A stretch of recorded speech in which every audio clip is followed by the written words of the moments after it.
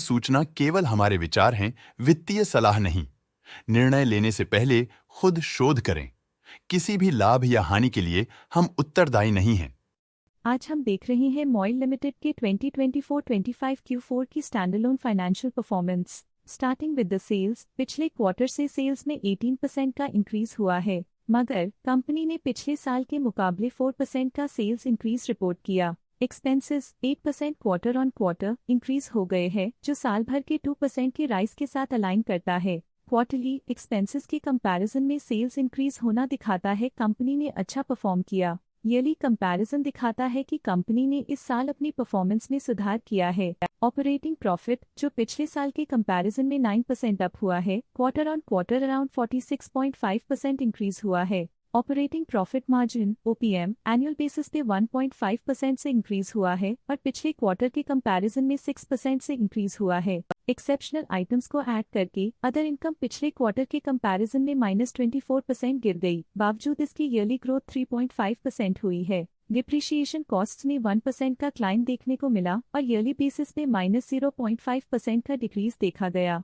Profit before tax annually 11% बढ़ा, लेकिन preceding quarter से 40.5% बढ़ा है। इस साल कंपनी ने 19% टैक्स पे किया और क्वार्टरली कंपनी ने 7.5% टैक्स पे किया है। नेट प्रॉफिट ने ईयर ऑन ईयर 27% का इंक्रीज दिखाया, लेकिन लास्ट क्वार्टर से 81.5% का इंक्रीज हुआ है। इस क्वार्टर में कंपनी का परफॉर्मेंस काफी अच्छा रहा। वहीं अगर एनुअल एनालिसिस की बात करें तो इस साल कंपनी का परफॉर्मेंस अच्छा रहा। अर्निंग्स पर शेयर (EPS) में साल भर में 1% का इंक्रीज देखा गया। साथ ही क्वार्टरली में EPS की अप्रॉक्स दोगुना की बढ़ोतरी हुई, जो कंपनी की उम्दा परफॉर्मेंस को दिखाता है। इस क्वार्टर में कंपनी का EPS काफी अच्छा रहा। मॉइल लिमिटेड के फाइनेंशियल स्नैपशॉट को रिव्यू करते हुए कुछ मुख्य ट्रेंड्स सामने आए हैं, जो कंपनी की परफॉर्मेंस पे रोशनी डालते हैं। मार्च 2022 से मार्च 2025 तक मॉइल लिमिटेड की फाइनेंशियल जर्नी में सबसे पहले बात करते हैं सेल्स की। इस साल सेल्स में 9% की वृद्धि हुई है और पिछले 4 सालों में 10% की वृद्धि हुई है, जो एक निरंतर अपवर्ड ट्रेंड को दर्शाता है। 2 साल पहले के टेम्पररी डिप के बाद सेल्स में वृद्धि ने फिर से रफ्तार पकड़ी है, जो बाजार की साइक्लिकल नेचर को उभारती है। अब बात करते हैं एक्सपेंसेस की। इस साल एक्सपेंसेस 4.5% बढ़े हैं और 4 सालों में 18% का इजाफा हुआ है। इस साल सेल्स और एक्सपेंसेस एक साथ बढ़ रहे हैं, जो बैलेंस्ड ऑपरेशनल अप्रोच को दर्शाता है। इस साल ऑपरेटिंग प्रॉफिट में 20.5% की बढ़ोतरी हुई और पिछले 4 सालों में -2.5% की गिरावट हुई है। एक टेम्पररी गिरावट के बाद ऑपरेटिंग प्रॉफिट ने लगातार दूसरे साल वृद्धि को बनाए रखा है, जो बिजनेस ऑपरेशंस में साइक्लिकल अपटर्न को दर्शाता है। नेट प्रॉफिट का सफर ऊपर की ओर चल पड़ा है। इस साल 30% की चढ़ाई के साथ पिछले 4 सालों में 1% की शानदार वृद्धि हुई है।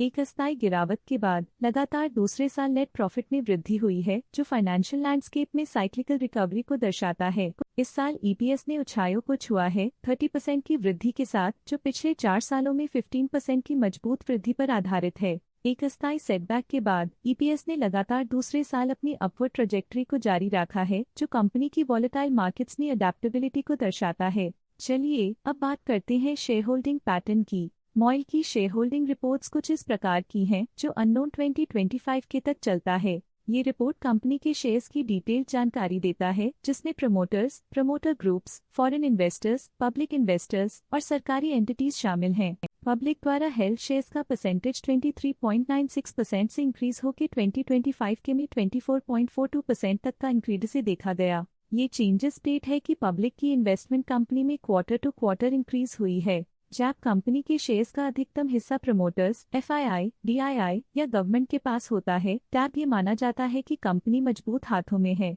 जो स्थिरता और मजबूत समर्थन को दर्शाता है और इस मार्केट की स्थिरता बनी रहती है। डोमेस्टिक इंस्टीट्यूशनल इन्वेस्टर के शेयर होल्डिंग में थोड़ा डिक्रीज आया 2024 के दिसंबर से 2025 के में, जो दिखाता है कि डोमेस्टिक इंस्टीट्यूशंस ने अपने स्टेक को -0.59 से डिक्रीज किया है। FII, फॉरेन इंस्टीट्यूशनल इन्वेस्टर्स, ने अपना शेयर होल्डिंग दिसंबर 2024 में 3.12% से 2025 में 3.25% तक इंक्रीज किया। ये बताता है कि फॉरेन इंस्टीट्यूशंस ने कंपनी में अपना इंटरेस्ट 0.13% तक इंक्रीज किया है। ये था कंपनी का करंट शेयर होल्डिंग पैटर्न। अब नजर डालते हैं मॉइल के स्टॉक रिकमेंडेशन पे। लॉटस स्टॉक का करंट प्राइस 342.7 रुपीज चल रहा है। आनंद राठी ने स्टॉक की बाय रिकमेंडेशन दी थी। उन्होंने स्टॉक का टारगेट प्राइस 400 का अनुमान लगाया था। रिकमेंडेशन के समय स्टॉक का प्राइस 328.25 चल रहा था, जो करंट प्राइस से 23.8% अप है। शेर खान ने स्टॉक की होल्ड रिकमेंडेशन दी थी। उन्होंने स्टॉक का टारगेट प्राइस 330 का अनुमान लगाया था।